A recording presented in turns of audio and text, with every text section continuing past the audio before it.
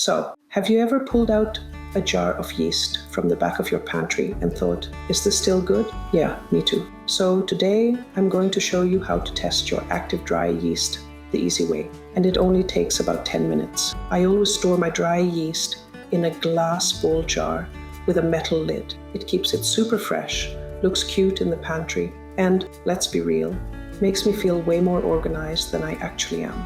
Plus, yeast can stay fresh in a bowl jar for up to 6 months once open if you keep it sealed tight and cool. If you just toss it into a plastic container or a Ziploc bag, you're looking at maybe 2 to 3 months before it starts losing its mojo. Glass just keeps it happier longer. And hey, it makes you look like you've got your life together too. First things first, grab a measuring cup, a few measuring spoons, and a glass mixing bowl. Trust me, prepping everything first makes life way easier. First, pour 1/4 cup of warm water into your glass mixing bowl.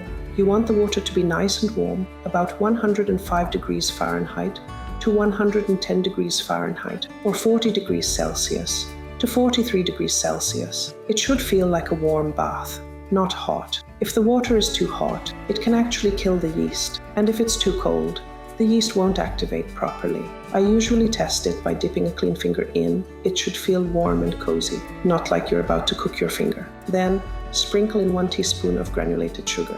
This little bit of sugar acts like food for the yeast and helps it wake up and get bubbly. After that, add 2 teaspoons of active dry yeast. Just sprinkle it right over the water and sugar, and you're ready to give it a gentle mix. Give everything a little stir, nothing too crazy, just enough to mix it all together. Next, cover the bowl. I usually just grab some plastic wrap, or if I'm feeling fancy or lazy, I'll pop on a disposable shower cap. Seriously, it's perfect. Then stick the bowl somewhere warm and cozy for about 10 to 15 minutes. Here's the exciting part.